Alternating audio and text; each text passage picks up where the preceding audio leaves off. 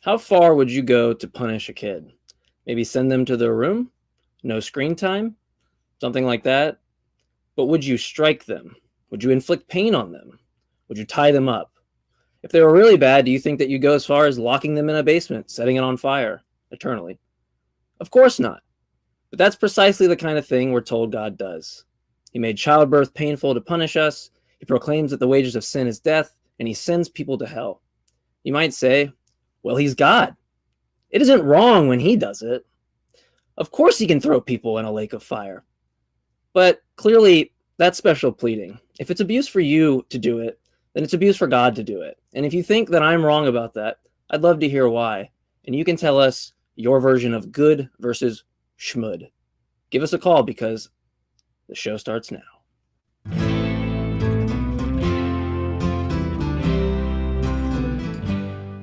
Welcome, everybody. It is January 28th, 2024. I am your host, JMike, and joining me, as always, the lovely, I won't say as always, as sometimes, I guess as sometimes, yeah.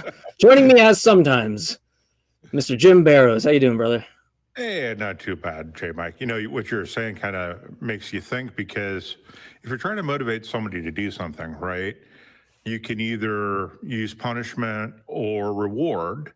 And if I remember correctly, psychologists say that reward is better, more effective than punishment, which is not to say punishment's not effective, just one's more effective than the other. And immediate is more effective rather than delayed. And yet God, the creator of humanity, who's supposed to know us better than anybody else, uses delayed punishment? That doesn't sound smart. Yeah, I mean, like I was just talking with somebody online, like in a debate, but like a conversation, and I'd mentioned, like, I'd given like a scenario, like, look, you stand in the alley and you see someone do this horrible crime, and you know they agreed with me. You stop them if you have the power, if you think that that's the good. You don't like wait around the corner and like, oh, I'm gonna punch him in the face once he gets a few blocks. I'll give him like 20, 30 blocks. Then I'm gonna punch him in the face forever. Like in that, when you get somebody to agree with you, and then all of a sudden they're going, well, yeah, but God is the good. But hold on, you told me that it was good to stop that person, and now it just seems like you're saying God is schmud, like some completely foreign concept that is not constitutive of anything that you agreed with me 5 seconds ago. And yeah, it's exactly. It makes no sense. But anyway, hopefully we'll get into more of that conversation. But just a reminder that the Atheist Experience is a product of the Atheist Community of Austin, a 501c3 nonprofit organization dedicated to the promotion of atheism, critical thinking, secular humanism, and the separation of religion and government. And before we get to calls, we always do our share your experience. And last week we asked the question, why did God really create humans? And so we're going to put up the top three from the comments from last week. And we have first is, oh man, Miranda Rinsberger. I think I got that. 6919. God created humans because he thought hell looked too empty. Yeah. I pondered that. Yeah. Blake Walker. Number two is going to be Blake Walker, 5954. Why did God really create humans? Taylor Swift. Jim, I don't know if I fully understand that one. I mean, I think I do with the hype and the surrounding, and if that's a good thing, I don't know that that's indicative of such a character, So, yeah, I guess it's a kind of a question of whether the Beatles are better than Taylor Swift. Yeah, this is like your taste here. I don't want to poo-poo all over any specific fan base. You like what you like. I but, mean, yeah. While Taylor Swift is big, right? Nobody has yet said she's bigger than God, like they said of the Beatles. So, my dad being from Liverpool would 100% be on that side. So, yeah. And then number one, we got old news is good news. God really created humans to see how many times they would walk into a room and forget why they went there. It's hilarious. Now, I read this earlier before the show and I laughed because I've been playing a video game. Like, even in the game, like, I'm in one space, I'm in my room, but even in the game, I'm like, oh, I got to go craft this thing. So I go run over to another room that I built, and I'm sitting there going, why the hell am I in here? Like, what was I doing here? So it extends to video games for me as well. I don't have to actually leave a physical room. It just has to be the video game for me, apparently. So that phenomena, I like that one. And in a video game, it usually takes you longer to go room to room than it does to actually physically get up and move sometimes too. Yeah. So depending on how big the space is, but yeah. And it's funny because I'm playing with one of my friends from New Jersey, one of my best friends, and so this is a way that we connect with each other. And he had the same thing happen. I'm like, all right, so it's not just me. This extends just everywhere. Okay, great. But the prompt for this week is going to be name one of God's unpopular opinions. Jim, I'm gonna, I guess, pressure you to see if you have anything. Yeah, that it's. I think one of his most unpopular is that it's okay for dolphins to use all of their holes for sex, but not humans. Yeah. Well, we're special. We're the star players of. Yeah, exactly. Yeah, something along those lines. We're the star players of good versus evil, apparently. Well, he even gave the dolphins an extra hole to play with. Yeah. Yeah, there's a lot you could say further on dolphins, but I'll keep it there. So yeah, I'm looking forward to what the audience comes up with, and next week we will put that'd be fun. 3 for those. I do want to go ahead and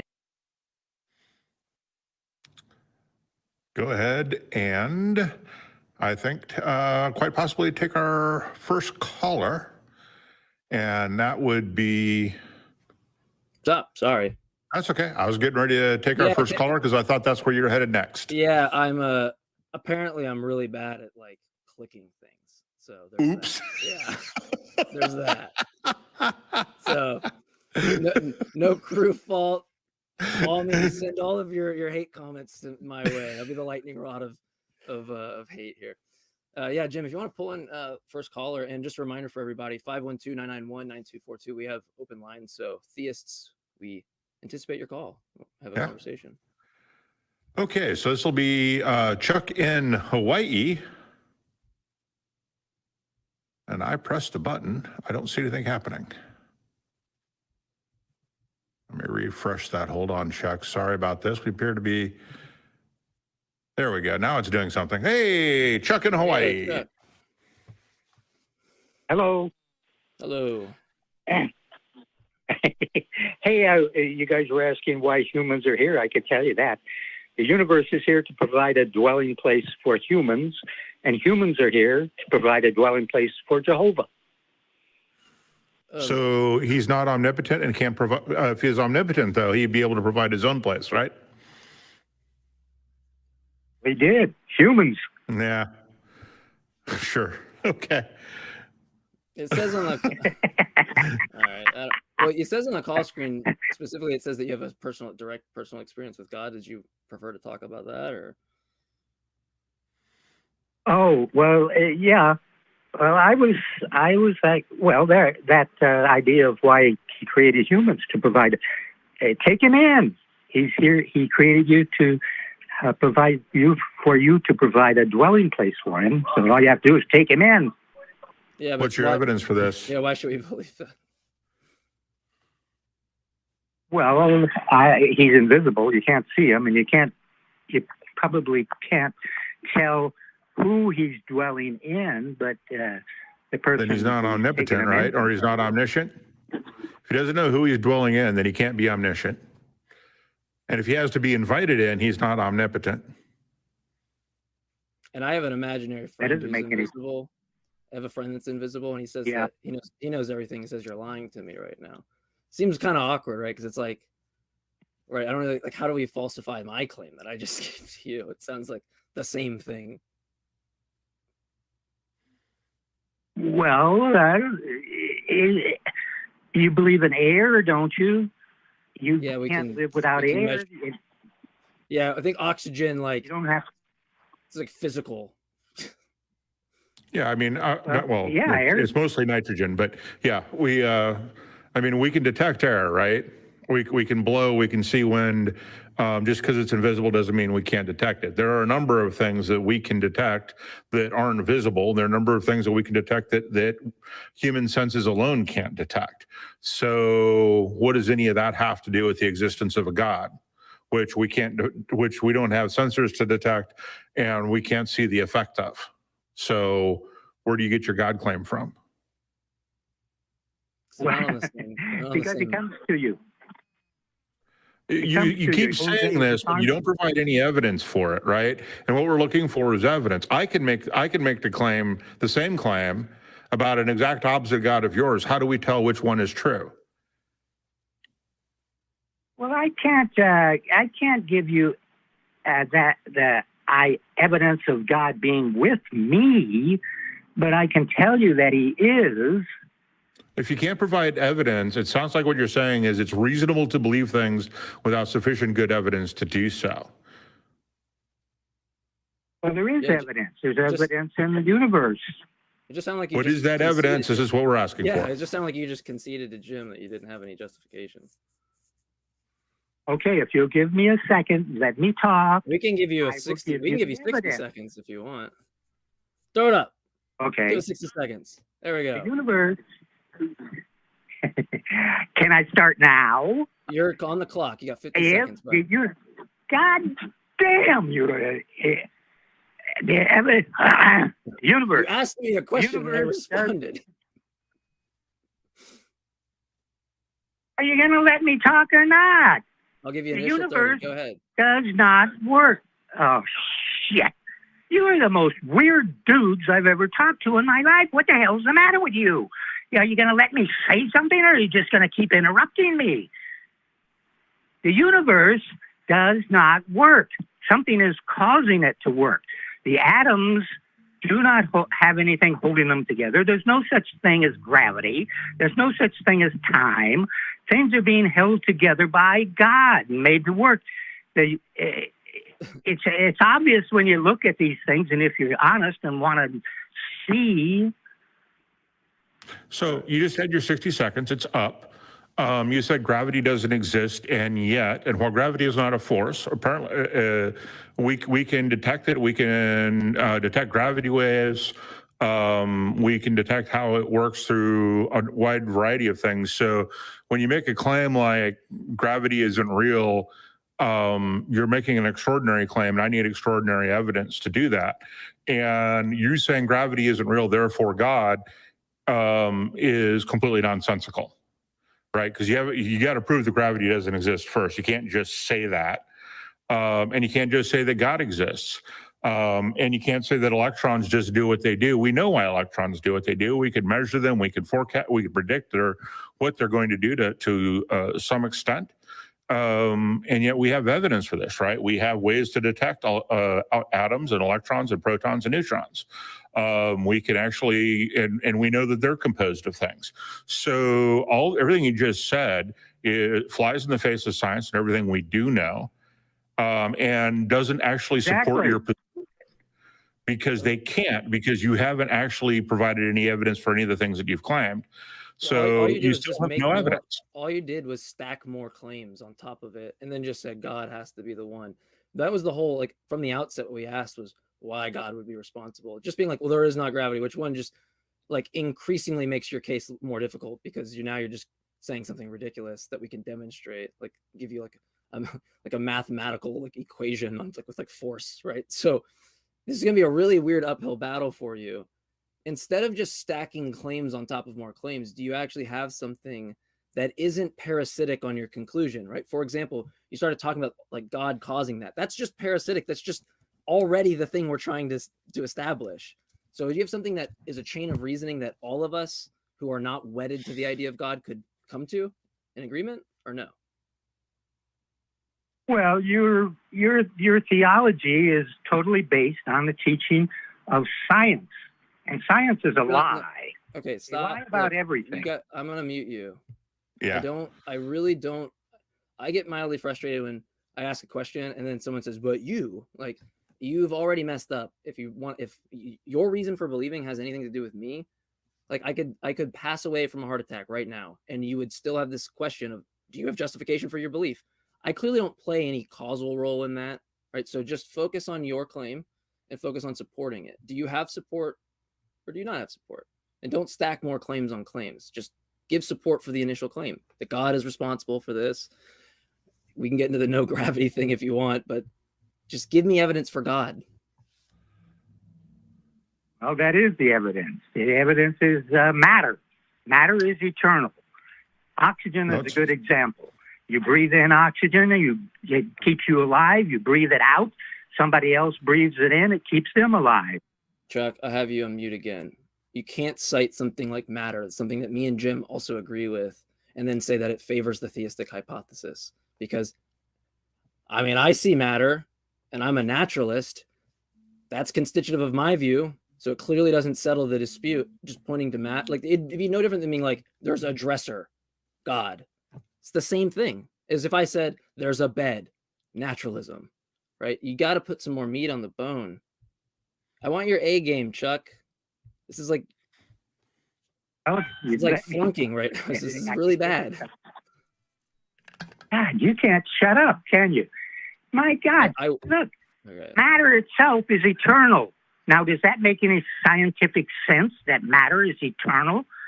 That the universe is eternal? It doesn't wear out. It is. Stop going on. Stop. Yeah. Stop So first of all, the universe is not eternal. However, energy is eternal. Energy is equal to E equals mc squared. So energy and matter are the same thing at the square of the speed of light. So you're slightly misspeaking there, but not a whole heck of a lot. And yes, it is eternal. So therefore, where did it come from? If you're going to claim that God created it, and because he's omnipotent, you still need to demonstrate that he exists. And the universe is not eternal, right? It had a beginning and it will have an end. Everything that we have so far says that. Now, whether the cosmos has a beginning and an end, we don't know, because we don't know anything about the cosmos, except the universe that we're inside of. So here you go, stacking a bunch of claims, saying a bunch of things that are not demonstrably true. And the reason why we believe science, and no, science is not a theology. There is no God involved. That would be the theo part of theology. And the reason we believe science is because it provides evidence. We can do an experiment. We can do multiple experiments. You want to know that gravity exists? We can do experiments to prove that gravity exists, right? If you want to know that electrons exist, we can do experiments to show that electrons exist. We can do this stuff and we can show evidence without stacking more claims. And that's all you continue to do, is stack more claims and whine about people over talking you when they're responding to something that you said. So I don't know where you really want to go with any of this. Look, science is just another religion. Only it's a religion that says there is no God. Chuck, are you Chuck? I'm going to interrupt you. Chuck, stop. I've asked you like 4 times to stop going on about other views. Support your view, or I will hang up on you, right? And when I hang up on you, that means you failed. It means you flunked. That means you got to call in next week and try again, which I predict. My hypothesis is that my novel prediction is that you will fail again. But maybe, just maybe, you can give everybody in the audience, every atheist, a come to whatever you believe in moment by just giving evidence. When you say science is dumb, science is stupid, I didn't do any of the hard work, like people who go to university and actually do the research in labs. When you want to focus on that, you're taking yourself away from actually supporting your view. It's very frustrating to have to say this to you like 5 times. So I'm going to ask you again. If you fail, I'm going to hang up on you and we're going to move on to other callers. So this is your last chance. It's my ass. You're a stupid shit. And all you do is you just hang up. All right, have a good one. I hung up on him for you. I was right there. Oh, man. That was kind of worth it, though. This is a good time for announcements. So we've been running our brick fundraiser for a while, and we will be competing phase 1 at the end of January. Our featured brick this week comes from Joel, hopefully I'm getting that right, from Florida. I think it's Joel from Florida, who engraved secularism, science, and rationality forever forward. I love that. That's a really good one. Thank you so much for your purchase, Joel. I couldn't agree more. I said that. And we want to let you know that at the end of January, or try to purchase them before the end of January at tiny.cc/ACA bricks. And if you enjoy what we do and you can't support us there, you can also just like the video, subscribe to the channel, enable notifications, or comment below. And, it says that I have in my notes, and it says on your favorite caller. I have a prediction that won't be anybody's favorite caller of the day. So I don't think I'll see many of those. Let's go ahead and move on to Richard in New York. Well, you said that, so now everybody's going to pick him. So Yeah. Hey, Probably. Richard. Hey there. I just want to say it's a genuine pleasure to speak to you both. I've been a follower of you guys for years, over a decade now, and I'm also a huge fan of Seth Andrews from the Thinking Atheist. I've been raised in Brooklyn my entire life, coming from a long line of Reformed Jews.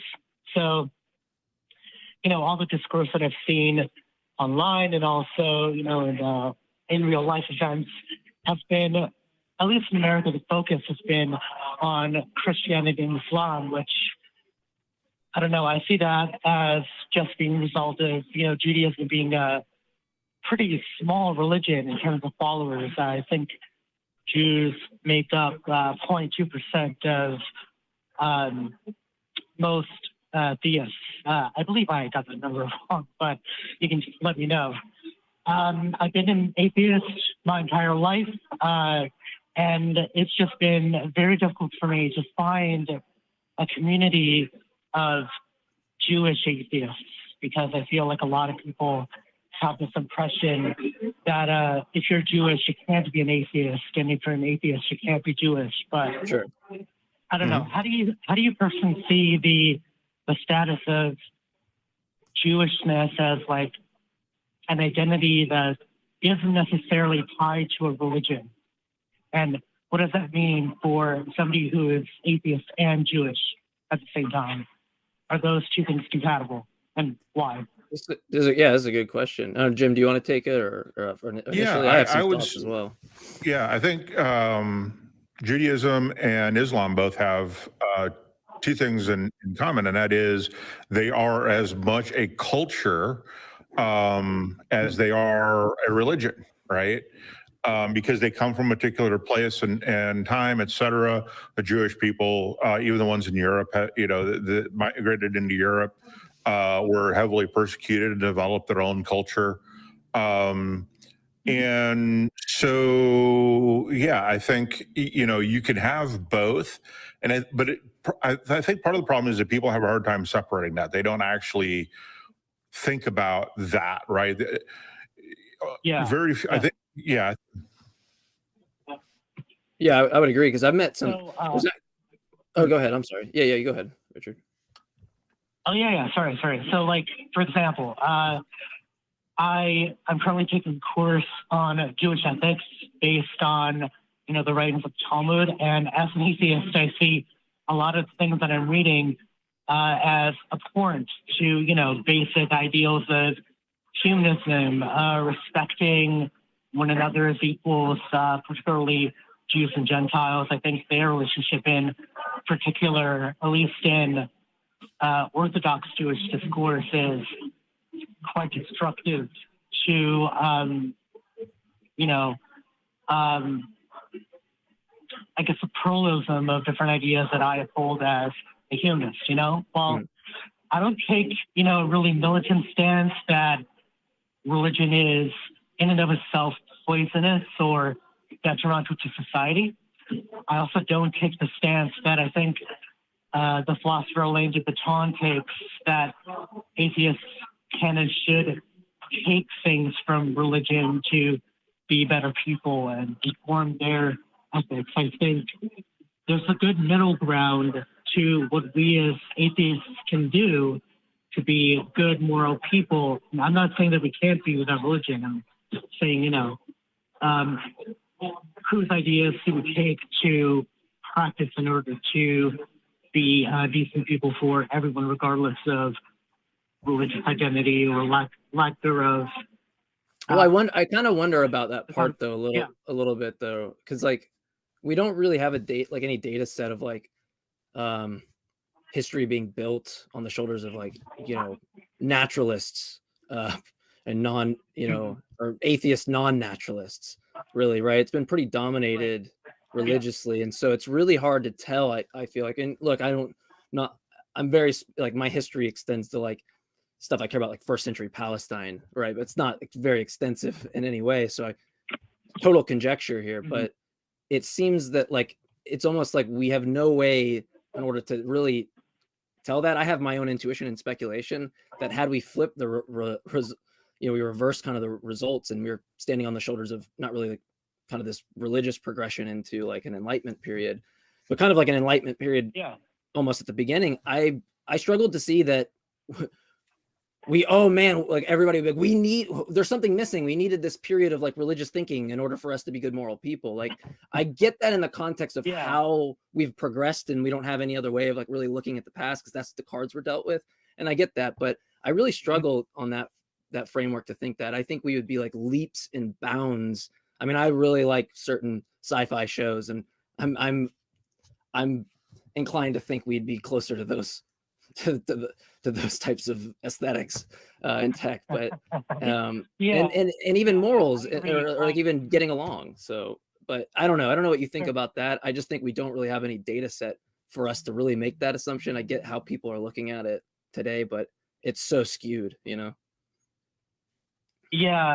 I think this was a while ago where I think one of you had a discussion, and I think the caller had a question. Have you known in any societies that were atheistic in principle or had no conception of a deity? And I think one of you mentioned the Pirahã. So, you know, coming from somebody that studied linguistics, I know for a fact, you know, the Pirahã aren't exactly the most representative culture of, you know, what is typically seen in the world. As far as, so my understanding is that, you know, at least from a cultural perspective, ancient thinkers and just people who had no better ideas of how the world worked, and they had these fears about, you know, what happens after death, or how we should be good people, or who is the in-group, who is the out-group.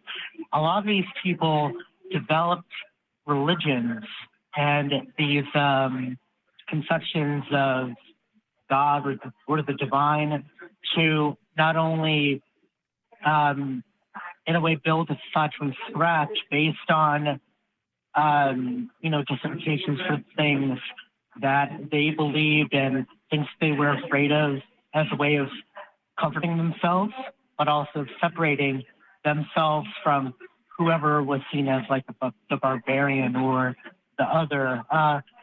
You know, the same thing was seen in Judaism with the Amalekites, and, you know, a lot of ultra-Orthodox Jews, for example, still, you know, believe that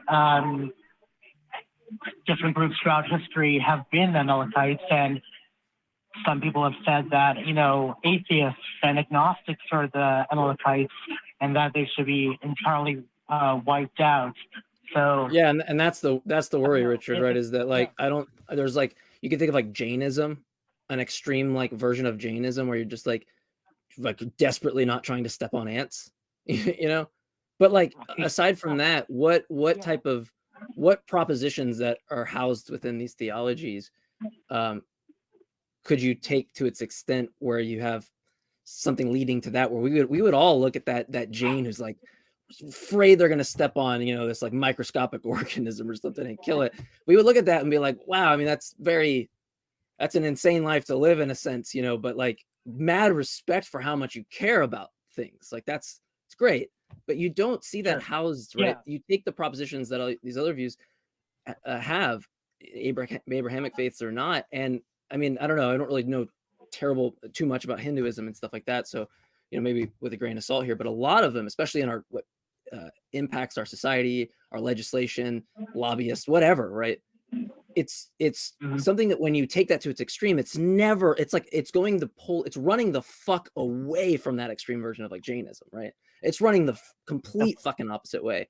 And so when I see that in comparison, I really just struggle to see any inherent values here, because I just see this as like, oh wow, congrats, like you finally learned some decorum, and like you've learned how to like, you know, care about other people at some point when the societal pressure got high enough and you had to, whether you keep your tax, you know, exempt status or whatever, right? And I don't know, man, I think a lot of that's kind of, it's hard to tell, but I have this inclination that I think it's not valuable. It might be valuable for a utility perspective for people, but I've been an atheist like my whole life, other than, you know, some spiritual kind of stint, and I've never struggled with this, like, what's the purpose, and all that stuff has just always been foreign to me, right? So I don't know. I think that if I understand. Yeah. I have an insight to that, I know Yeah, a lot of people were former Christians, and so I wonder, like, I'm sitting there on the other side going, like, guys, it's really not that weird to grow up like never really thinking about God and stuff like that. It's a common thing that a lot of people have,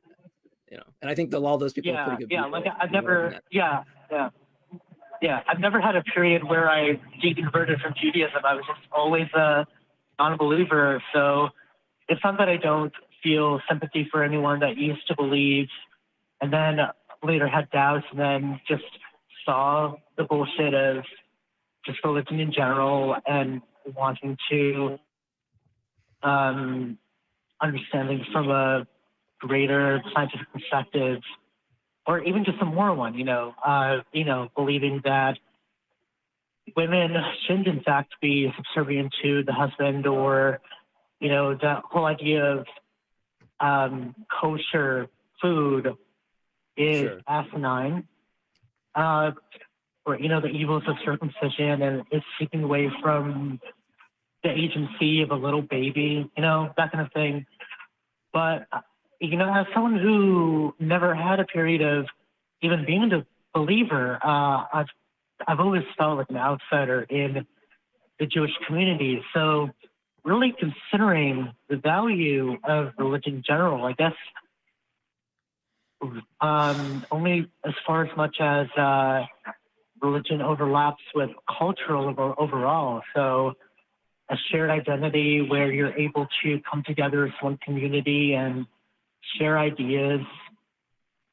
I get that. The problem is it makes no prejudice to the ideas. Like, it's really just the structure, I feel like, and then you can just input whatever content you want, and then once it gets to something where, like, well, that's atrocious, it's like, well, but it's a culture and it's this thing and we have to respect it. It's like, no, I don't fucking just respect beliefs. Like, I just don't. Like, I respect you as a person and the value I think that we can give each other and that you have to your mother or your father. Like, I 100% get all that, but like, I'm sorry, you have a belief that I think is like fucking ridiculous. Like, I'm just gonna, call it out. And if you take that as something as being like culturally insensitive or something, it's like, well, no, I'm just like, I'm attacking this, the belief, the proposition.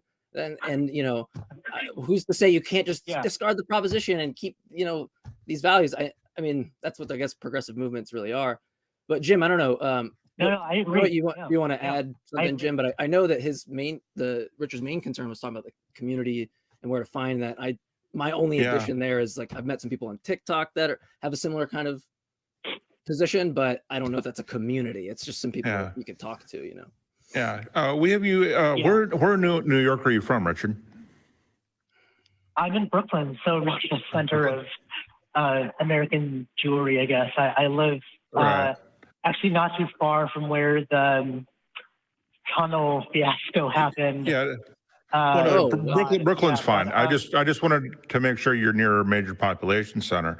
So if I were you, I would go looking at meetup.com. I'd look at Facebook groups and events. Especially in your area. Like you said, there's a lot of Jewish folks. I remember reading somewhere that, after World War II in the concentration camps, there were a lot of Jewish atheists running around. So it may just be a matter of finding them. And I think social media is a great way to do that. JMike mentioned, TikTok. We've got the atheist community of Discord. There's the Facebook groups that JMike here will talk about here in just a minute. That we have. And so I think that social media is a place to start. And if you find out that there really isn't a community or the community that you want, you can't be the only person who feels this way. So start your own group. It's easy to start a Facebook group. And, and if you want it to be local and have people meet up together, then give it a local name. Like throw Brooklyn in there. Or however you wanted to do it. I mean, it's entirely up to you. But if I were you, that's what I would do, is I would start looking for people on social media, groups on social media. And if I didn't find them, I'd probably try to create them. And I think that's really the only thing that you can do. And, fortunately, we live in 2024. where finding like-minded people is easy, even if they're across the world. So that's where I would go. Yeah, thank you. That's a great first step, something I hadn't considered. I've just been an atheist on my own, basically. Right. Just watching your guys' videos, reading, Dawkins and Harris, but really not finding anyone who had my understanding of what it meant to be a Jew and an atheist at the same time. Yeah. But that's something I'll just have to create on my own if that doesn't exist online. There's someone I met recently online. She does some lives with I think she's I don't know what her background is. I know she's Jewish. I don't know if she kind of takes the similar position as like a Jewish atheist or whatever, but she'll always kind of be on the panel talking with like on the side with atheists, kind of having this debate, with Christians. And so I always get the impression, but man, I would love if somehow we all kind of met up on the platform and talked. I would love that, because I think you'd be drawn to that. It'd be very close to home, right? Maybe is what I'm thinking, right? I don't know. So I'm not Jewish, so I'm kind of reaching in here and but I mean, I feel like if you check out these communities and stuff, like that's to me like helped me a lot in terms of like once I started doing, I don't say content, but having conversations and debates, like I was like, okay, yeah, this is like this is like my people, even the people that disagree with me, in terms of like we're all here to discuss these ideas, and that interests me. And then over time it builds a community, start to know these people pretty well, and so I think that's something to look into. Yeah, and some keywords. There are some code words you can look for too. Anything if you see skeptic, free thinker, Oasis. Those are three keywords that are Oasis less than the other two, because it usually refers to a specific group known as I think the Oasis for Atheists or something anyway. But if you also look for those three keywords, you'll also find some like-minded, or get started finding some like-minded folks. And then Armin was just texting me and saying that Atheist Republic groups exist in Israel. And so Atheist Republic might be another organization to go look for, especially if they're in Israel. So those might be some things to go look for. Humanist Society and Humanism is another keyword. Or Humanism Society in particular is another group. And humanist would also be another keyword. Yeah, that's great. So I'll definitely see what I can find. I guess my main concern was, finding like-minded people that weren't Christian, not the wealth of information out there about, atheism from the perspective of ex-Christians, but, Jews in general have a very different conception of their culture and what it means to them, as far as, their upbringing, their history, their unique identity. So that's really what I'm looking for. But I'll see what I can find. Thank you so much for your help. Well, if you were paying attention to chat on the show, you just saw Jimmy Jr.'s super chat, some suggestions, and we'll read those out here in a second. I don't want to steal all the thunder, but sure. The chat over there on the side next to the video is a good place to get started too. You'd be surprised at what if you just ask the question, you might get more answers than you can handle. Definitely. I'm on the phone, so I can't see the chat, but I'll definitely look back. Sure. Yeah. But thank you so much for help. Yeah. Yeah. Thank you. Appreciate the call, Richard. All right. Have a great day. Bye. You too. Yeah, have a good one. Well, yeah, I wasn't I wasn't expecting like that type of a call when I first. Like I guess I had some suspicion in terms of like the community stuff, but the values and all that kind of stuff is an interesting things. I've been thinking about that recently, so it was interesting to talk about, because I kind of just look at that and I'm like, I see how people see value and how it's shaped. You could talk about things in America, whatever, but like when you just isolate it in that context, it's really easy to go, well, these things had to happen in order for this thing to happen. It's like, yeah, but you strip away that, how much more progressive could we have been? And I'm inclined to think exponentially, but that's one thing on I don't have data necessarily for, but I'm pretty convinced by it. So, well, when it comes to community, I mean, Harvard has studied happiness for the last 80 years. And one of the key components to human happiness is the number of people you actually know and know well. The larger that community of people you know well, the happier you are in general. And again, that's for neurotypicals.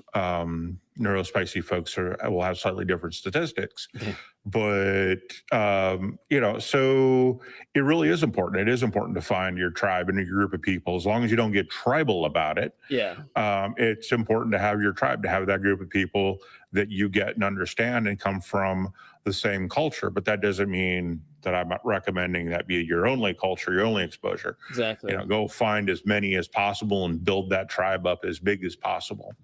I agree. Like, that's actually a really good point, Jim, because there is a lot of tribalism on any kind of side, whatever group. You could be like, talk about fan fiction of a movie, maybe, I don't know, or some show, but and it's good, like, even as atheists to like call out other atheists that are being tribalistic, that aren't being good poster children for, I don't know if that's the best way to say it, but the best kind of representation of what you want in the goal of discussing these ideas and making progress, right? That's at least what I think is the goal here in the conversations. Obviously, there's way more to be done on the front lines and legislation and all sorts of stuff that people might be concerned about, but it's good. It makes the whole tribe, quote unquote, better as a whole, to have that. Yeah. When you refer to atheists acting badly, you're talking about those atheists who think that if you don't know all the philosophical arguments, you aren't really an atheist. Talking about there's on a whole bunch of different sides. There's people that are just totally emotional with their atheism, and that they're not using good reason, and so everything's stupid, it's dumb. Oh, they might use the mentally ill type stuff, which I think is ridiculous. Yes. So there's a whole plethora, but I mean, anybody that's trying to shame somebody for not having understanding you don't know what an a priori argument is, bro. Like that's not needed in any way. No. You can explain to the person what you mean and just say, look, that's. And if they say, I don't really care, I'm just an atheist, and they want to move on, that doesn't make them any less of an atheist at all. So the best thing is in this world is you have no obligations. You have no stance independent obligations in the world to do what that person wants you to do. So okay. So you do you. Have you ever said to yourself, I really love the content the ACA creates, but I wish there was a way I could get it all the time. Well, then we have got you covered. You have got you covered, Jim. We have now 2 24-hour live streams. AXP TV delivers a constant stream of shows, clips, specials from the over 26 seasons of the Atheist Experience. And now Heathen TV provides you with clips from Talk Heathen. You can watch or simply listen to your favorite host and discover some of the hosts you have not heard of yet. Visit tiny.cc/AXPTV and tiny.cc/HeathenTV to join in on the fun. And we want to give a big shout, best part here, to the crew. Give a round of friggin' applause to the crew and show their beautiful faces up there. We love them. And I'm gonna make the same joke I make every time. They make us look pretty and they add all the filters. I think I'm gonna retire that joke now. So it's true. They make us look good. Yeah, they make us. I give this Snapchat filter bad response. It's kind of dad jokey, but honestly, I think you probably think that with my yacht bit that I do with you and the celebrity yachts. So maybe I got 2 things I should probably cut. So. I'm trying to get the bit started. I try to get the bit started, Jim. I tried. I tried to make it a bit. All right. We have a call, and by the way, we have open lines. So again, if you would like to call in, you can at 512-991-9242, and we will go to Katelyn, who's a theist in Washington and wants to talk about evolution and belief. Has a question about evolution and belief. I'm sorry. Today has been a bad day. Katelyn, it's been a bad day for me reading, so bear with me. How are you doing? Oh, I'm doing okay. I'm really kind of nervous about this, but that's okay. Oh, that's okay. Oh no, don't be nervous. It's okay. Everybody, we're all nervous. We're all nervous Nellies. We're all okay. So Yeah, we've done a very good job of teaching JMike not to bite. So Okay.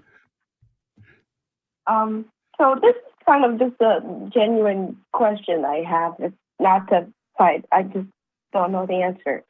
But I was reading in a book by Tim Keller, and he was arguing for theism. And one of his things was he was talking about evolution, and he was like, we as humans have just evolved to like survive on the planet. And he gave me an example of like, you know, if you hear a rustling in the bush a long time ago, you could either think that, oh, it's something bad come to kill you, or it's a bunny rabbit. And if you think that it's something bad, then you would run. And like, you could be wrong about that, but you're more likely to survive. So like, why should we be able to trust our brains to think about truth and come to truth when like the basis of them is just to like survive? Does that make sense?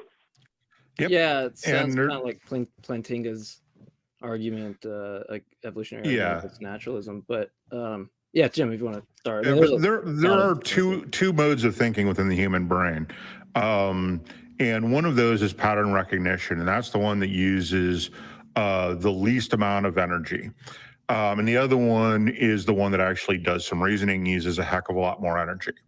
So type 1 or brain 1 thinking is things like 1 + 1, everyone says 2. Nobody's doing the math. They're all recalling it because they recognize the pattern. That's the pattern recognition side. If I say, what's the square root of 3 + 3/4, now you're doing math and you're starting to reason. And that takes up more time, and it takes up more energy to do so.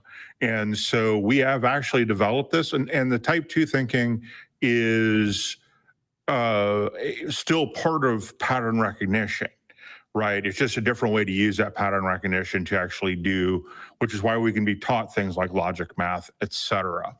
There's a really, really good book that talks about this type 1 and type 2 thinking, if you wanted to get into it more, called Thinking Fast and Thinking Slow.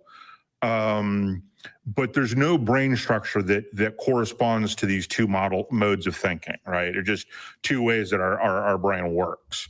And so, that's part of the answer to your question. The other part of the answer to your question is we shouldn't, because we know that we are faulty in our thinking. We know that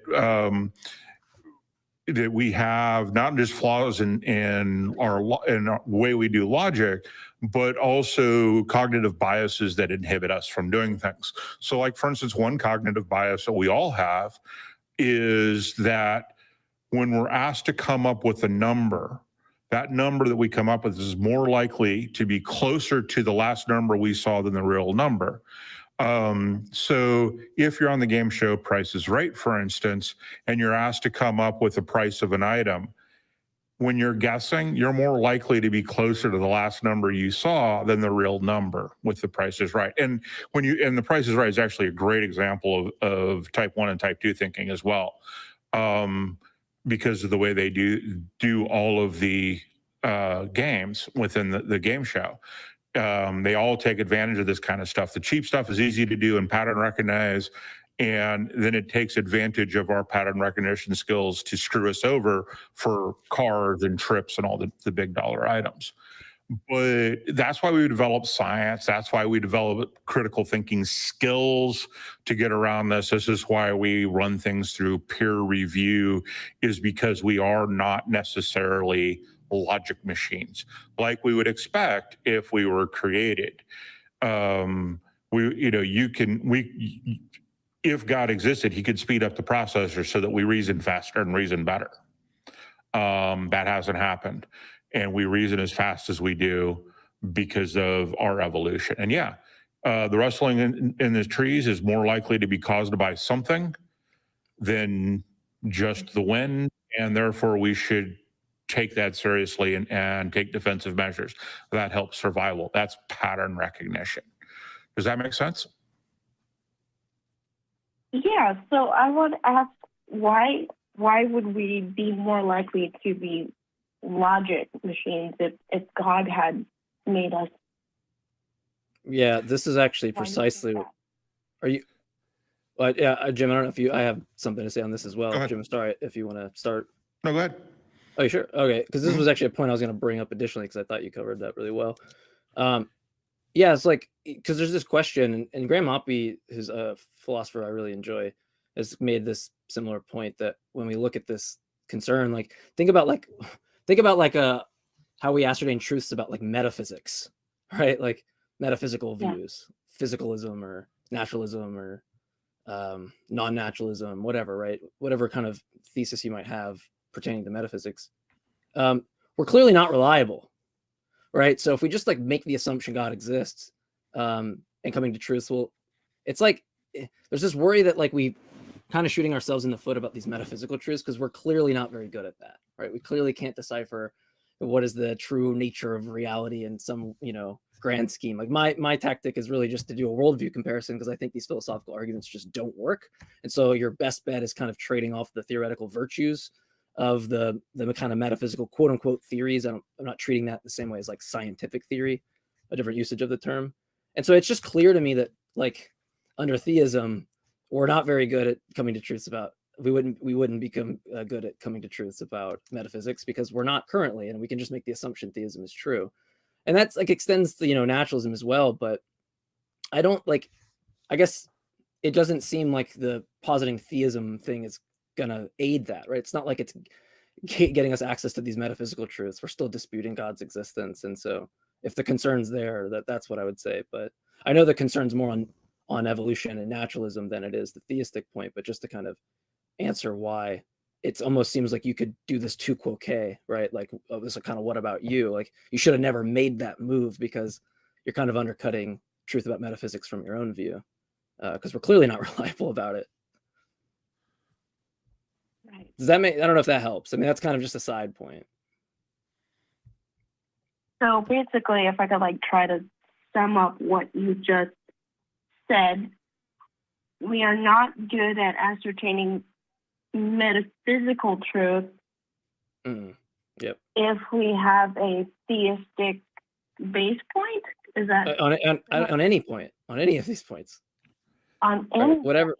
Yeah, we're clearly not reliable on that, but we are reliable in some respects, right? Like clearly, I can look outside and see a ball in the backyard and know if it's a ball as opposed to like a cloudy day where my perception might be more or less reliable. But there's no like worry about that. And that's clearly just within our development of pattern recognition. Like I don't think that they're like, because this is like, so I might get deflationist about truth. I don't think there's like propositions that are true, like in the sense that there's like this predicate, we use the truth thing. Like when snow is white, it's just the statement snow is white. It's not like it's true. Like we need to add this predicate. It's true that snow is white. And our perception or our ability to have like this pattern recognition is really just going to correspond. I don't want to say correspond, but it might be a bad use of language, but it's going to map on in some way, right, to what we're perceiving in the external world. So I think if you're an externalist or something about knowledge, I don't find this to be like a big problem because we can detect like why specifically we're reliable in some senses and why we're not, given different cognitive abilities or faculties. And I don't see why that's like incompatible with evolution or survival. Okay. And to kind of bring it back to the, yeah.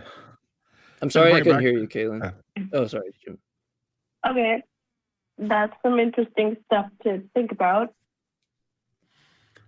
And to bring it back to the physical, about what you asked about pattern recognition, at its simplest, pattern recognition is responding to a single input at its simplest, which, bacteria can do. And then you just keep adding more inputs and more responses to get your pattern recognition. It's a very simple way to build things up. And it's also a way but it has nothing to do with logic or reason. It doesn't have to do with anything more than, I mean, earthworms do the same thing, the same type of pattern recognition.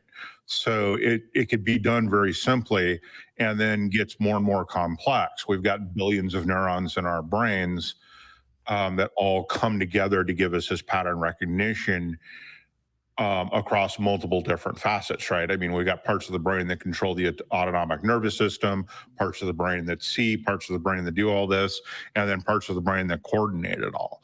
And so that is just building, continuously building on this very, very simplistic method of input response.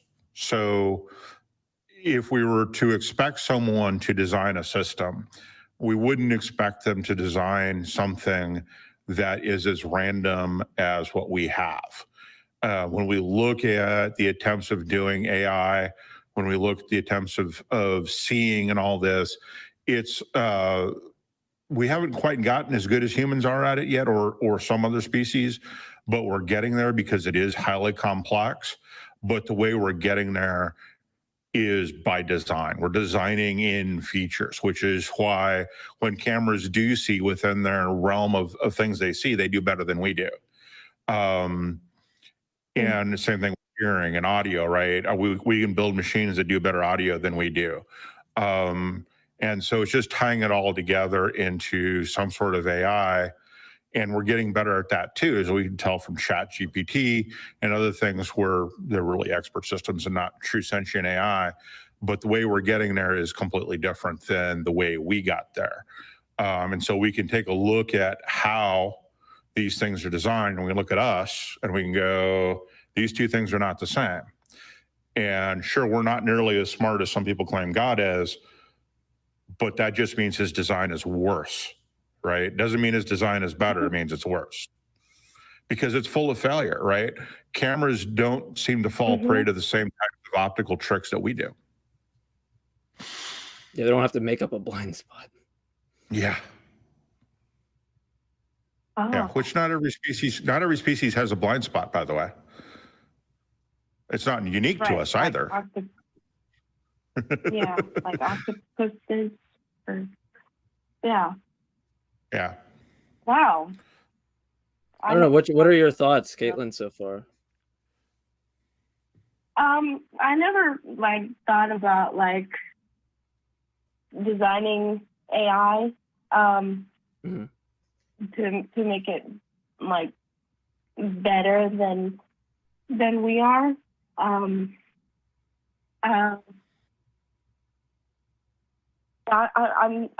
not sure. Sure. Let me ask you a more direct question. You're pretty convinced by what's written in that book. Like, you think that there's some tension there, right? No. Oh, okay. I didn't know if I was wondering where you were kind of on your credence. Essentially, it's like if you're you're convinced, or if it's just like, hey, I don't just want to talk through this. So I was just kind of gauging where you were at. Yeah, I'm just trying to talk through this because I don't have very many places to turn. Sure. So I turn here. Well, no, that's great. We love to have you turn in. Exactly. We can have theist friends. We can all be good friends. So it's all perfectly great. Because nothing that we've talked about really says that there isn't a God. We have eliminated a God who specifically designed us if he's omnipotent and omniscient, right? We've eliminated that God sort of kind of by pointing out the way we're designing things that mimic human abilities or other animal abilities. We've kind of eliminated that, but maybe not, because we're still in the infancy in some of this stuff, right? There's still a lot we don't know. But evolution in and of itself doesn't eliminate God. Science, I mean, if you're really going to try and improve or disprove God, you've got to get down to something that is falsifiable. You've got to find a way to make a claim about a God and then try to falsify it. And then once you can do that, then you know you're onto something that's scientific and not pseudoscience, because that's one of the key pieces is falsifiability, not proving it's true, but proving it's false, right? Making a prediction And if the prediction comes true and you make enough of those predictions and they come true, then you know you're probably onto something. But you also need to make those predictions specific enough so that they can fail, right? Right. Otherwise, This is like yeah. Karl Popper. Yes. Yeah. Bingo. Yes. That's very right out of Popper. Yeah. Yeah, it's So like counterfactuals. Right? It's like one simple example is like you put whiskey, in a glass with ice or something, and you drink it, and you're like, oh, I got tipsy. Like, why is that the case, right? And you can, this is just a very common day of deconfounding like kind of the variables. Is I'll put ice in the glass, and I didn't get drunk, right? Okay, well that's different counterfactual. I just have the whiskey or something, and it like what I see in the pursuit of like theism is not anything where I can like deconfound the variables in any way for me to be like, okay, like, is this indicative of God or theism or some spiritual belief or astrology or whatever? It's always like it seems to close that gap, and not trying to hit everyone in the hammer like you have to be able to falsify. Maybe you have some other self-imposed view, or you have some argument or whatever. I'm all ears to think maybe we haven't exhausted the ways that we can think about this. It's just that when I get into these conversations, it's almost like a nothing burger, and I don't, it's like I see these kind of concerns and criticisms on other views, but then it's like when it comes to that view, it's like there's no novel prediction. There's no like, even just an argument sometimes would be great, but it's usually just people kind of ratting off like things they accept, and then, well, they're therefore God, and it doesn't follow. So I don't know what, like, I don't know if you're okay with switching it to this, but I'm curious, like, why do you believe? Like, what's the reason that got you to believe as a theist? Because this is the question that I am the most fascinated about. Before I answer that one, I have a question. Sure. Do you think the existence of God is falsifiable? Well, I got to hear somebody's concept of God, I guess. I'm not as like concerned. Like I'm not like, even if it's someone who's like, hey, my view is not falsifiable, and they just admit that to me, it's like maybe they just have some other like self-imposed methodology that they could offer. We can check that to see if like that's something viable, or they give just an argument, right? Maybe if they just give me some argument, true premises and a conclusion, it's a valid argument, then I guess I'm committed, right? I'm also not convinced that these arguments work. I keep it open that maybe just one day someone presents and pummels me down into theism, right? Maybe it happens. But yeah, I'm not really convinced, but I'm not going to bash someone over the head and say, hey, your view has to be falsifiable. They might just have something else in mind, and I'm happy to engage with whatever self-imposed tools that they're using. I just want to see, check it for its viability, or, what it can actually provide as results. And for me, it's basically the same thing, right? Let's put some meat on the bones of the word God. And you're from Washington. I want to guess you're a Christian. So you probably, would it be correct to say, pardon? Correct. Okay.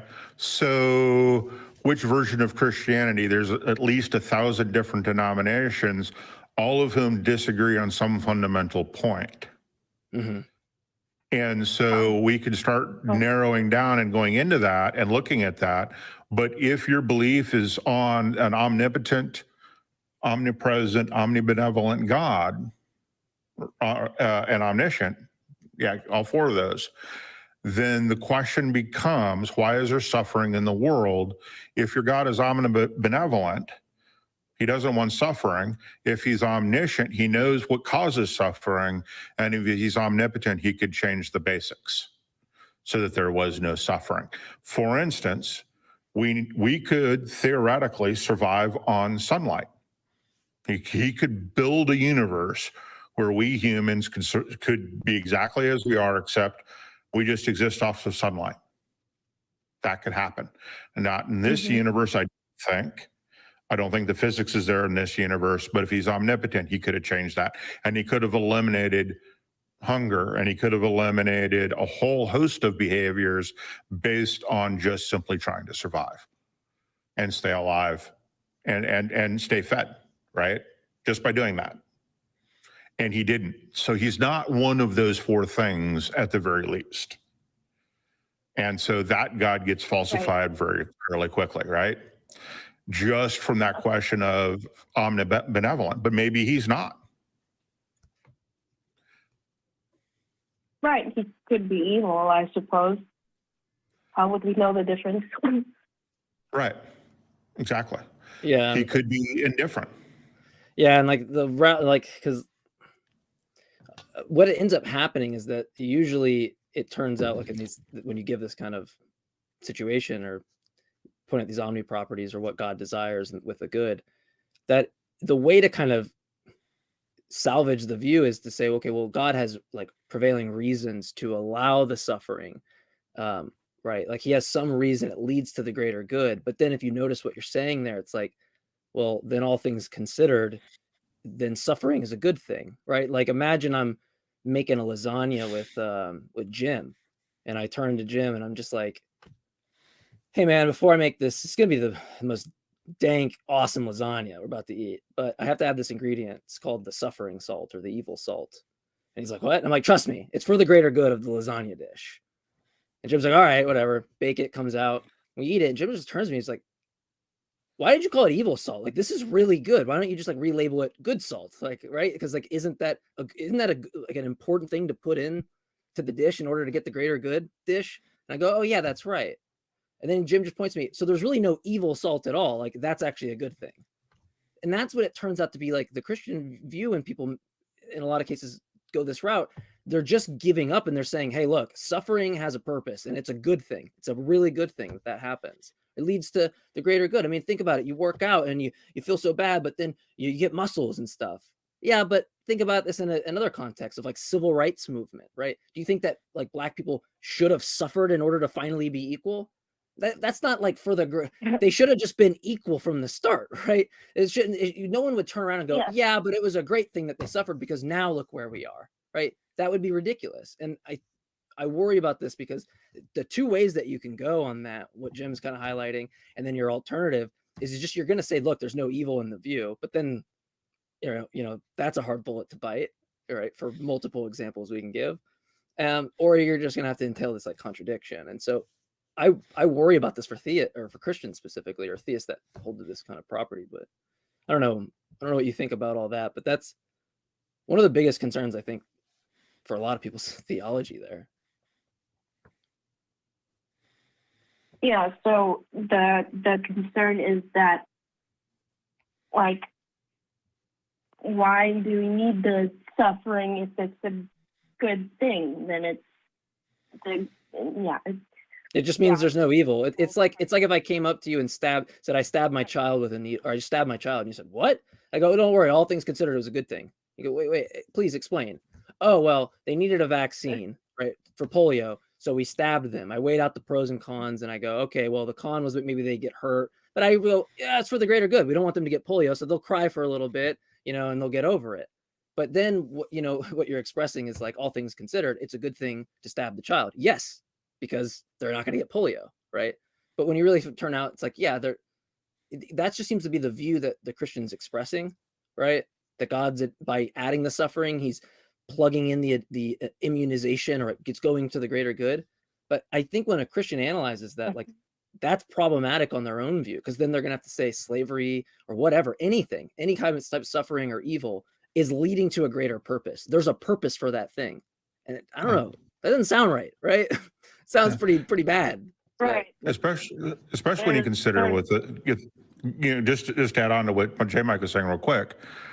The polio vaccine, if we could find a way to do it without sticking them with a needle, we would.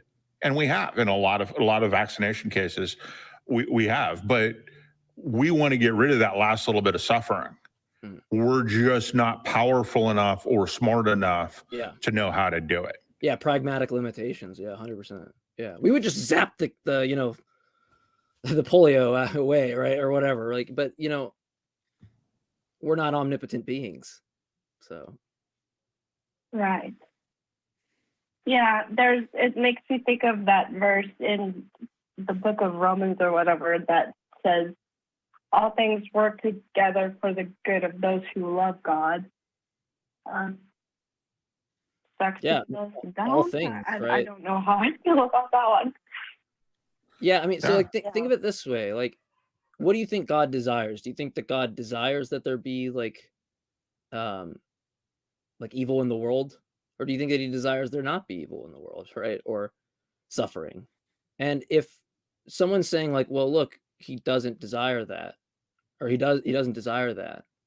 But then we point out that like, okay, there's a world available to God where, you know, he could look at he's omniscient. He could look at all of the possible decisions that Jim ever makes or I ever make. And then potentially there's this logically possible world where we all make the right decision freely, right? And God just has to look at all these worlds and go, okay, well, if I instantiate this world, they'll be making these decisions, that decision. It's no different than whatever world creates now. Like if God creates a world now where you sin, you're not going to say, well, God determined me sinning by, you know, having the foresight of this. And so we should extend that further. Great. There's a world where, you know, nobody sins or nobody does evil. And God instantiating that world or actualizing that world would be no different than the one he actualizes now where you sin, in terms of he's not determining it by your view or by the Christian's view.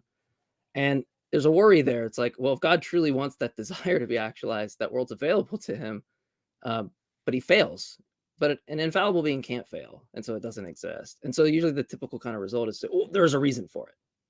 But again, that leads us back into what I had said. So, Katelyn, what do you like? What do you feel about this? Like, I don't know, problem, or is this a problem for you in your faith? Like, I mean, I know we're kind of spewing here, but I think this is kind of close to the heart for me and Jim. So, yeah. So basically, what you were talking about is it basically seems like a circular line of reasoning, running into a whole bunch of problems with having. Like, I didn't ever think about God actually being able to make a world where, like, what does God making a world where we could, you know, have the free will to make the right choice without, or what? Like, think about it. Like, last time that you sinned, you could have freely done good, right? Well, then there's also the, you know, like everybody is a slave to sin. I don't know where the Bible says that. Somewhere like. Sure, but see how we're teetering in between. There's a reason for sin. God has this purpose for sin. It's actually a good thing. Or teetering back into like, okay, well, each time I had a deliberation, I could have done good. I could have done evil. But you know, I chose the evil freely. Okay, well, great. It was available to you to freely choose the good. You know, I want to worry about some type of what's called a quantifier shift fallacy, where you go from each to all. So there's a worry there. But you know, presumably, like, given that for each sin that you've engaged in, we can just kind of scale this back. Like, there's one decision that can be made, or two decisions that can kind of be made by Adam and Eve. They eat from the tree or they don't eat from the tree. And God has like two worlds available to him. The world where, and he's omniscient, so he has knowledge of both these worlds. The world where they eat from the tree, the world where they don't. And it just seems like he clearly goes, well, I'm going to instantiate that world for some purpose, right? That, or he just failed with respect to his desire. And so it just seems like a really hard bullet to bite, but, and I would argue if you bite the other bullet that there's no evil in the worldview, or there's no, like, if you're saying there's no all things considered evil or something that should not occur, and you think sin is something that should not occur, well, it just seems to turn out that there's no all things considered sin. And if there's no all things considered sin, there's no original sin. And if there's no original sin, then Jesus' atonement is meaningless. And if Jesus' atonement is meaningless, then Christianity is false, right? So there's that worry that when you bite that bullet, that it's going to lead to like this meaningless notion of Jesus' atonement, because now it flips the entire notion of evil being like a bad thing. Now it's like a good thing. It has a reason for it. It flips the atonement and the whole purpose upside down. And like, aren't Christians like thinking that that's the view that Jesus died on the cross for, right? So I worry about that. Oh, I've never thought about that one before. Yeah. Have you ever seen a movie called The Gods Must Be Crazy? It was released in 1984. Okay, so it's a good periphery song. It's a comedy, and it discusses very entertainingly exactly what we've been talking about, because it deals with a tribe in Africa living out in a desert. They have everything they need, and one day a plane flies over and drops a old Coke bottle. These are the big, thick Coke bottles, glass Coke bottles. The pilot just throws it out the window as trash, but they pick it up and hijinks ensue. But I think it's a really good, fun depiction of the things that we've been talking about in terms of good, evil, suffering, and all those kinds of things in a very comedic way. So it won't fry your brain, kind of like our conversation has been doing for me at least, but because of the comedy. So, but that's sort of just another view of what we've been talking about. Okay. Yeah, Well, Katelyn, do you have anything else Thank before you guys for. No problem. Yeah, I don't right now. You guys have kind of both sort of blown my brain, but I also have kind of been on this path of examining my faith and like, is it true? I don't know. Oh crap. Well, So hey, I I'm mean, gonna- I think, Yeah. I mean, this might sound biased coming from an atheist. So, I mean, take this, if you want to take this with a grain of salt, feel free. But if you're thinking for yourself and you're going, hold on, I need to think like autonomously and just think for myself about this, and it doesn't make sense. Do you think that the most important message in the world would be something shrouded in ambiguity, where you have all these problems and people have different solutions to them and people can't? I think it just creates this mountain of step away, look at it from the outside. You don't have to say you don't believe Jesus anymore, but I mean, from what I understand, people believe about Jesus. I don't think this is anti-Jesus of you to, well, there is Proverbs 3, lean not on your own understanding, but that of the Lord. So maybe that is anti-Christian. Yeah. I don't know. But things like that, when you look, better yet, let me scratch that. When you have like verses like that I think it should give you a red flag that you should back up a little bit. If you have some kind of con man saying, look, your understanding, not good enough. God, trust it. It's all good. But from where do you get the link from you to that trust in the first place? You have to abandon your type of reasoning to get there, apparently, and keep it and maintain, that reason to just stay away from you in order to keep the faith. And I don't know how that's not the same thing that con men do, or vultures do in the self-help like book kind of scene, where they're just going to ensnare the emotional, gullible person who's at like the last, this is it for them. They're willing to try anything. They're desperate. So I want to, I don't know, just state that. You might think that's a biased thing from an atheist, but I think this just extends to crypto scams, NFT scams. It's just is something that's going to protect you as an individual, and not just believe what the drunk guy at the bar tells you. I think it builds those kind of. Not saying that that's what you believe, by the way, but you just believe the drunk guy at the bar. Right. But when it's someone says something like, "Hey, lean not on your understanding, but me, the drunk guy at the bar," I don't see much different than that, other than I can actually engage with the drunk guy at the bar.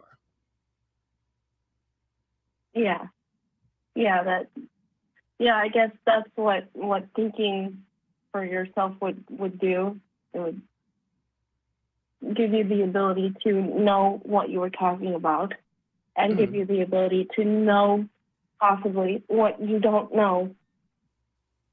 Yeah, exactly. That's a good. Yeah, it gives you the opportunity to know to potentially know what you don't know. And if that turns out to be that, wow, I don't believe this, or, I don't know. I mean, I think Jesus existed. At least I'm more on that side than not. But strangely enough, I know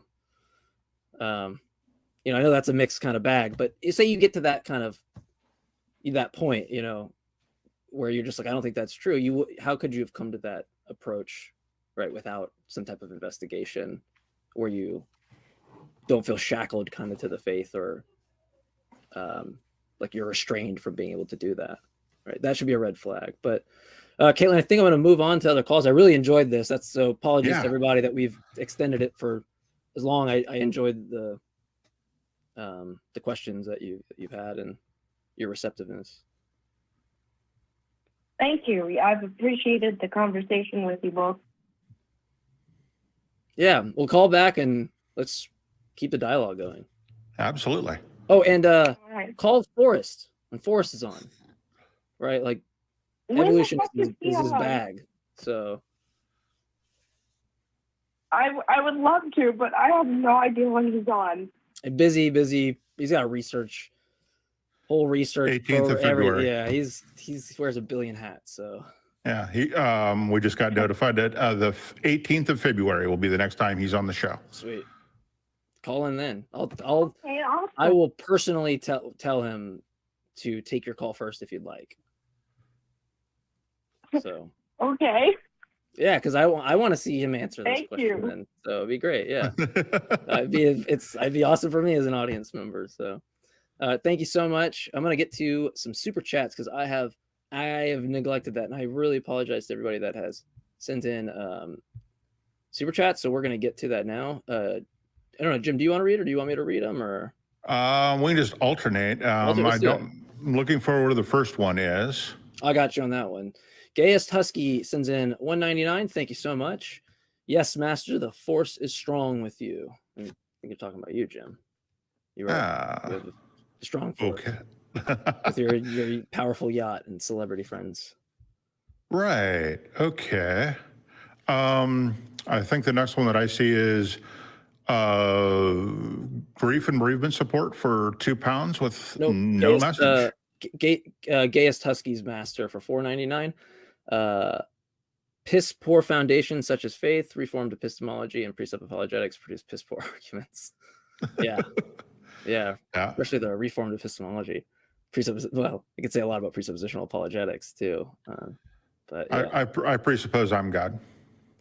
Yeah. Didn't you know before you can know anything, you have to presuppose God? Miranda Rensberger, who's a new member for $5, says 1, refuse to give any evidence. 2, spend the time you're given whining about not being given any time. 3, swear at host. 4, repeat next week. I think we know which caller that one was. Yeah.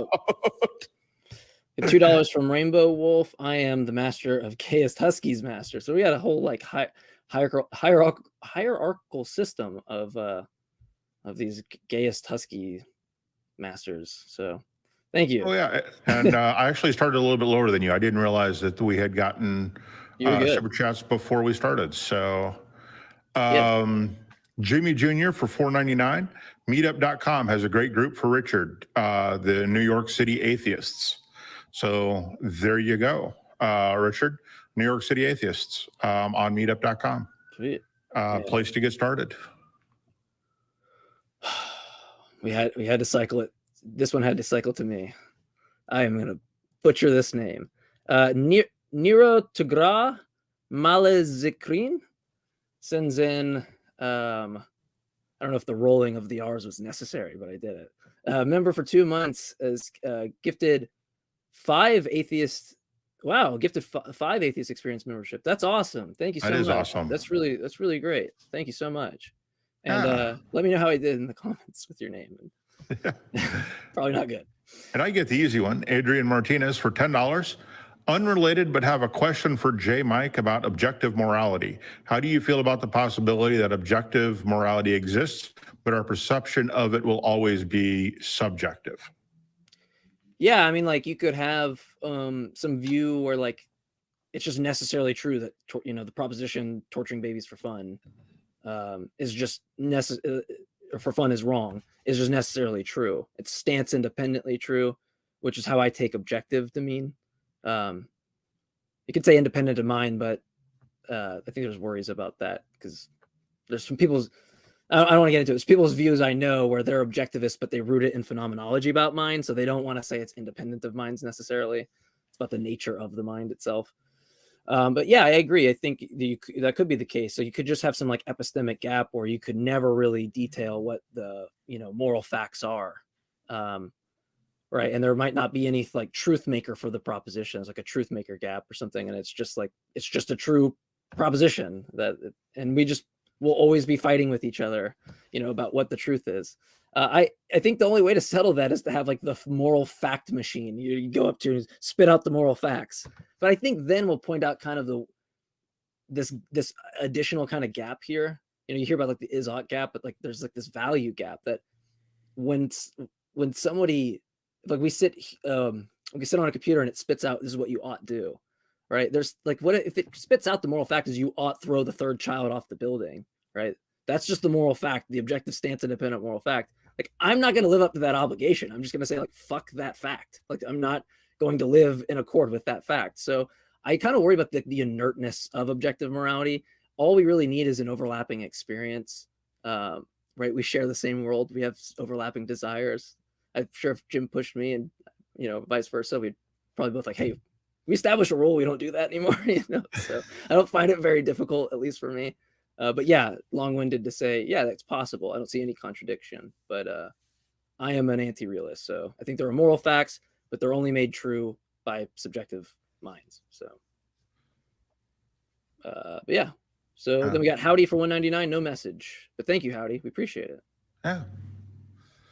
All right. So I think I got another announcement. Oh, no. Well, actually, let's just throw the crew back up there because they're so lovely. Get the crew up there. Give them a round of applause again. Being so awesome. We are, do we have one more call? Yes, we do. Yes. I was going to say, I thought I saw one. We got Colin in the USA. Are religions a result of humans passing down cautionary tales in order to survive? How you doing, Colin? I'm doing all right. It kind of runs off of what Katelyn was saying, actually. Jim mentioned about humans being really good at recognizing patterns, and that's kind of a low-cost mental exercise to do versus reasoning is more of a high-energy cost. Mm-hmm. Mm-hmm. Weirdly enough, I was thinking about that general idea yesterday. Humans are kind of known as the storytellers. We're particularly good at remembering information if it's in the context of a story or if it's presented as something that's dangerous or big, scary. You're more like the negative bias. You're more likely to remember things like that. And before humans or pre-humans developed written language, it was all passed down by oral traditions. And so my thought is, and I don't know if anyone's social anthropologists or anything have researched this sort of thing. Probably someone has. But if religious traditions and sort of the, you are not allowed to eat this, that, and the other, or, you must wear this, that, or the other, may have, some of that at least, come about as an easier way for humans to remember, what things were dangerous or useful to do. Mm-hmm. The example I give the call screener was that things like pork and shellfish, you have to cook in a specific way to make them safe. Mm-hmm. People way back before we figured out germ theory did not know that. So my thought is, did the religions that then went on to say, God thinks it's bad if you do this, did that thought sort of come about perhaps because people notice that if you eat these things more often than not, you die, rather than, because it's easier to remember, hey, it's dangerous to eat that, than, hey, you have to cook that thing at a very specific temperature, which means you have to use this kind of wood because it burns hotter, and you have to cook it for exactly this long, otherwise you die. Yeah, I hesitate to say it's the only cause. But yeah, that is definitely one of the, fairy tales are exactly that, right? The Grimm's fairy tales are all lessons about trust and things about the world done in an entertaining way.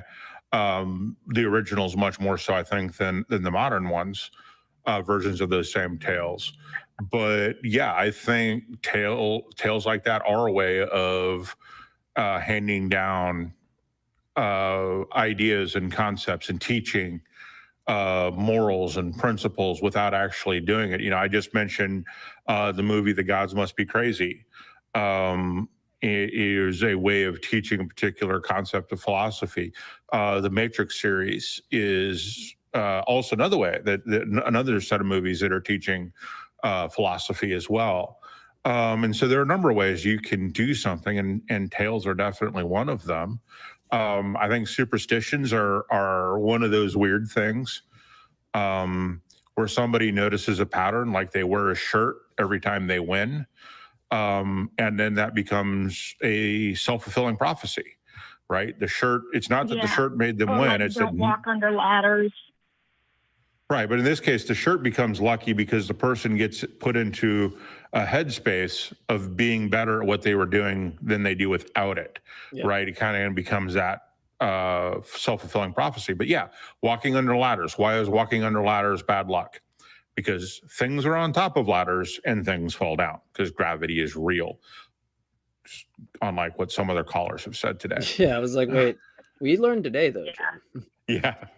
Yeah. So yeah, I think that is all true. And I think, we also like stories. We can't discount that we are storytellers and we like stories. Yeah, the archetypal narratives and the axiomatic substrates, right? Yeah. Yeah. Yeah, if you want to get technical, yeah. There's some certain person that I don't agree with a lot on the internet that it's all about those archetypal narratives and thinks that they're more true than true. But what do they even mean by true? I think some people will pick up on who I'm talking about, but I'm not gonna give too much away. But yeah, there's some part of us that really is attracted to that, and I think there's a reason why people are attracted to that person and thinking that like something like Christianity is more true than true. Like from a storytelling point, because it's the most tragic story in the world. But I think that person successfully plays on a lot of people's psyche because they like that type of narrative, right? Or that speaks to them in some way. But I never really understood that. I'll be as ambiguous as I can there. Kind of like it would push a lot of the "you're going to be in danger unless you follow our rules" buttons. Mm. Yeah. Mm-hmm, yeah. In some ways. Yeah. And you've got to figure out how to teach people, and telling people, no, don't do that, results in a backfire effect in some cases. And if it's, a 3-year-old, definitely is going to backfire. So you tell the tale and you make it about somebody else to get around things. I mean, there's some cognitive biases that can get in the way of directly confronting somebody with facts and ideas that are contrary to what they believe. So how do you get around that? And you tell the story, the tale of how you get around that, to get around whatever it is they believe that isn't true. So yeah, there's definitely something to be said for that. When you look at stories, I think there's even some research being done now about people who will rewatch a series 3, 4, 5, 6, 7 times, partially because they enjoy it and partially because it gives them comfort because they know what's going to happen, right? Kind of like a comfort meal and things like that we do where we feel safe. Yeah, exactly. So do I. I'm watching NCIS for the 3rd time. That remark a lot. Yeah, I think I've watched Trailer Park Boys probably 20 times, like each episode. So yeah, but anyways, yeah. Yeah, Colin, we appreciate the call. We're about to wrap it up. I didn't want to just kick you off. I want to make sure if you had like another salient point to make or something like that, I didn't want to just cut you off. But yeah, what you got, if anything? My kind of second, maybe could turn into analogy at some point, is how humans kind of get into trouble is the best word I can come up with for it, but trouble with the brain releases a whole bunch of reward chemicals for eating high energy foods, which tend to be foods that are really high in sugars and fats. But we've made foods that are way higher in sugars and fats because we like them.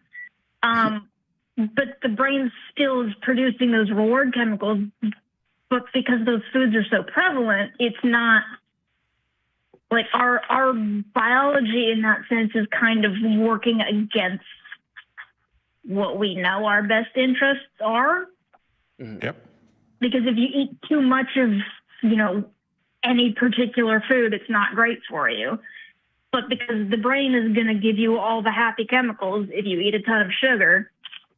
And I've noticed there's an increase in personal anecdote.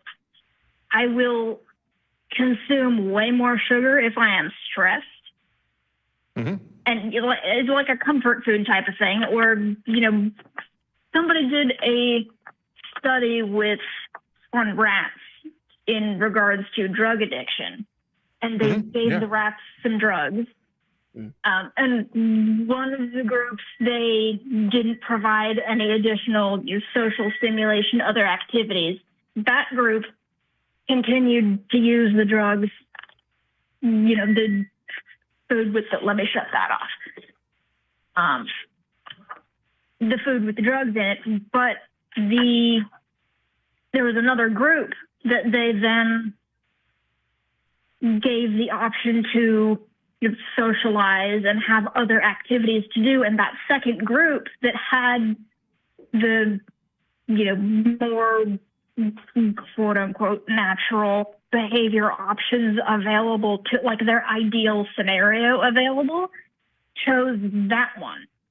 Mm-hmm. And I've kind of got this, it's nebulous, hasn't really solidified, but my brain is trying to relate that idea of brain is going to go for the low effort, high energy resource when it's under more stress, relating that to the prevalence of religiosity in areas that are,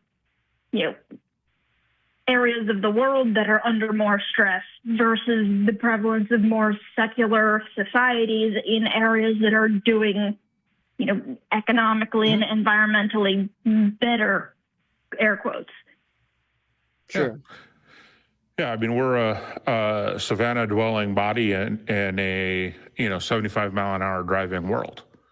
And we haven't gotten around to that, to the 75 mile an hour world yet. The modern world we live in, our bodies and our reactions haven't caught up to it yet.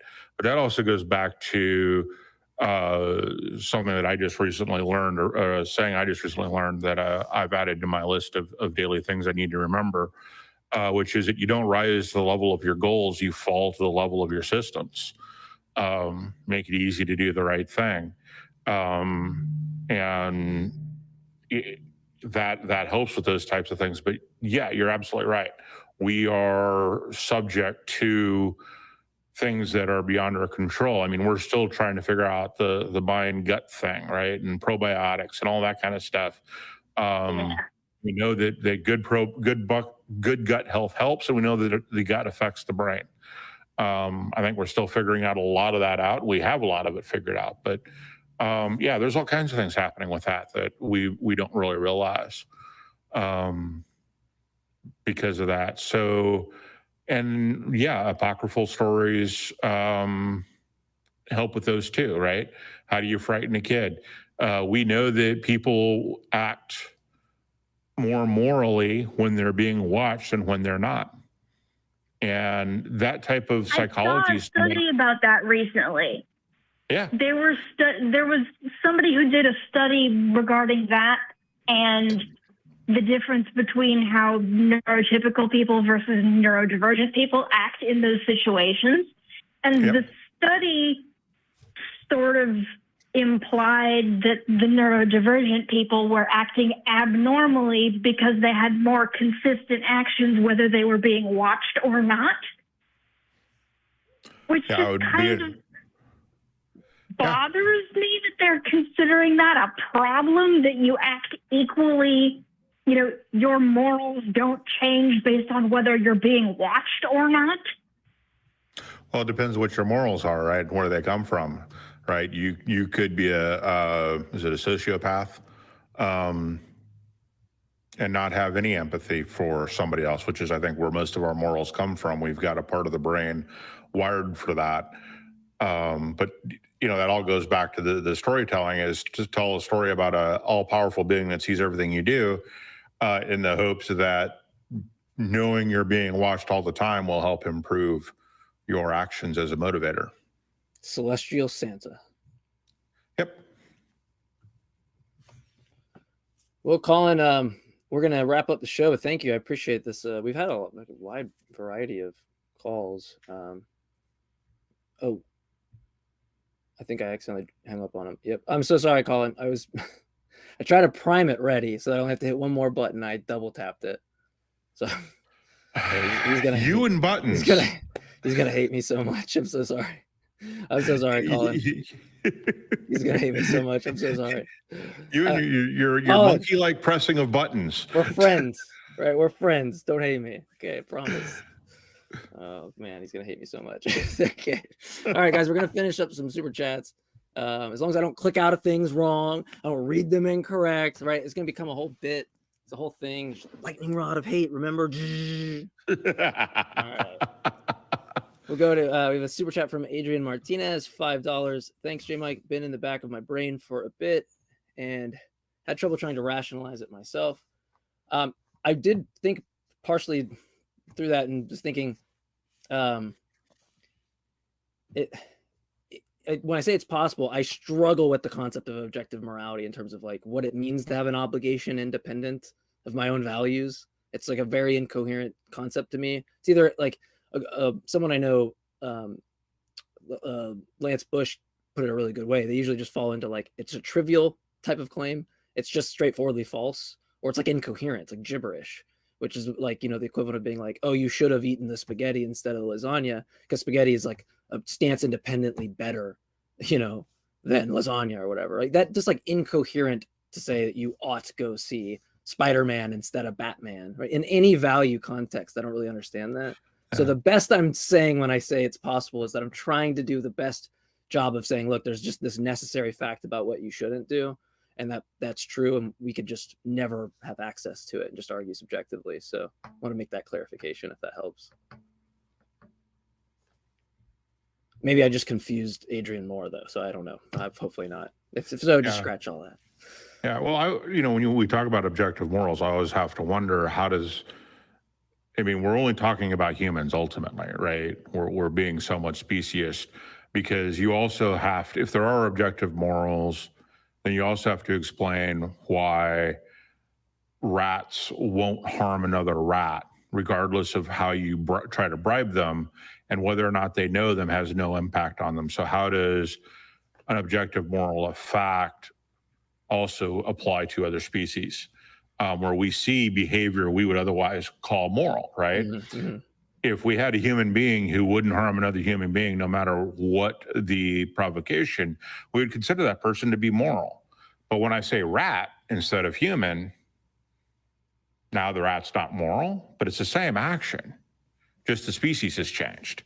So yeah, does that fall in? Yeah, it's a weird gradient. It's like I've heard this example that I kind of like, where it's like, if a child comes in and just rips open all your books, the kind of response you have, as opposed to like, I come into your library, start ripping open your books, right? This type of like understanding the level of being able to perceive the proposition that it's wrong to do this thing, or we've agreed that it's wrong to do this thing, is just vastly different, even in our in developmental stages in our own species, right? So there's, I think, a lot of stuff that gets glossed over there, especially when you start getting into like altruism and species and stuff, where like, to me, I just see this kind of clear gradients. It's not really that crazy to me in terms of how we can ground why we feel this. I'm just going to root this in physical facts about the brain, and brute psychological facts about, people in certain ways, or species, or life. Mm-hmm. But yeah, it's fascinating. It's a fascinating topic. I love metaethics and stuff, but I think people make this huge thing like it's the hardest thing in the world, when it's like, just imagine a world where it's just me and Jim. We agree not to push each other, and we add one more person into the world. We're going to get a vast agreement once we add 8 billion people into that room. We're all going to just have this like agreed overlapping kind of principle. And we don't need to go like, oh, let's untether our values and reach for the stars and find them, right? That's just like not what we do. We're not floating out there in some weird kind of ether, So I think people think of it like that. I don't know, Jim. I don't know if you see that same thing. Yeah, I keep going back to the science of it all, and like I said, to the behavior of it. And if you're going to call an action moral just because humans do it, I stopped caring about what is moral and isn't moral, because I'm more worried about how do we encourage human beings to allow us to be happier? How do we each contribute to the overall happiness of the species? Because happiness is what I don't, not a huge fan of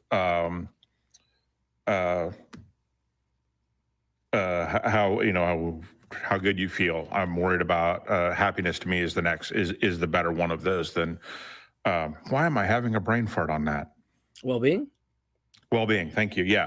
I thought that's what you're saying, but I was like, I don't well-being. know. Yeah. I don't want to be where wrong. I wanted to go. Yeah. No, well-being is where I wanted to go. So for me, it's happiness, because one, we can measure happiness. Like I said before, Harvard's been studying it for 80 years, and they've got some really good, sophisticated ways to measure it. But if we apply that to humans, that's kind of what I would like to see happen. Sure. And how do we encourage that, right? How do we build systems that allow people to be happier? And I think once you start asking those questions, then a lot of things become a lot more obvious. Like I said, a key piece is, how do you get people to talk to each other more? And so you start building places where they can come and talk and hang out and be together, whether it's online or in person probably being better. Those types of things are what I want to talk about. But if you just want to talk about morals and not apply it to reality, I become less interested. Sure. At that point. Yeah, well, I would agree. And I think, me and you got to sometime just make a whole morality show, I guess, and just, we could do that. Yeah, just have people call in on it, because I know me and you always get into that, like Kalam stuff, and morality seems to be kind of our thing together. Like, that's what the world seems to put us in that way for some reason. So and I don't mind those conversations, because I think they're vitally important. So agreed, 100%. Yeah. And just a reminder for everybody before we get off that we had for the comments to leave a comment, because we have the Share Your Experience question every week, which is name one of God's unpopular opinions. So again, that is name one of God's unpopular opinions, not popular, unpopular. And we will pick the best at the start of the show next week. Remember that if you want to support us, you can hit the like, you can join, you can get all the emojis, you can send super chats, which I'm going to read the rest. I think we have a few of those left. And you can also check us out on tiny.cc/AXPTV and tiny.cc/HeathenTV for our podcasts. And so let's get those last. There we go. We didn't get Quantum's, did we? Nope. Okay. We sure didn't. Quantum is a member for 2 years and is Quantum Answer gifted 10 Atheist Experience memberships. So thank you. If everybody else wants to keep outdoing everybody, then the whole world, you get a membership. You get a membership. Everybody gets a membership. Yeah, and if I actually own an aircraft carrier, I could do that, which is why we know I don't. We all I'd have sold it already. We all know you do. You said you were flying. You said you were flying, getting ready to fly, and all that stuff. We know you're taking off from your aircraft carrier, which we've evolved from you having a yacht to the real secret is, you just are the aircraft carrier. So I'm certainly large enough to be an aircraft carrier. Wow. You said okay. Yeah, I did. Howdy for $1.99 said empathy and secular morality urges animal rights. Yeah, that's not what I want to touch at the moment, because I like my meat. I have a lot of most of my friends in the that I talk a lot of philosophy with, they're like pretty much all vegans, and they all came up to visit out of state not long ago, and so I got to try a lot of vegan dishes, and it was not bad. I mean, I enjoyed them. I think I'm so conditioned. I think I agree with the concern. I'm just so conditioned in the way that I am. But I won't piss off a whole bunch of people on the carnal vegan name the trait debate. Right? We'll keep that all kosher. But thank you everybody for tuning in, and let's get the crew cam back up for the third time. The Trinity. We didn't end it here. We're ending it with the Trinity. There they are. The crew cam. I'm sure they all love to have their face up there 3 times, 4 times, 5 times. You get a crew cam. Sorry. All right, I'm done, everybody. I'm gonna settle down. We're gonna end the show. They deserve it. They make our lives so much easier. All we got to do is sit down and start babbling, and off all because of them. Yeah, I'm just waiting for the hook to come in and take me off. Like, hurry up. No. What will it take for you to start opening your eyes, to start questioning the bullshit everyone around you buys? You think it's any of your business what goes on between my thighs? I wonder when we'll be rid of your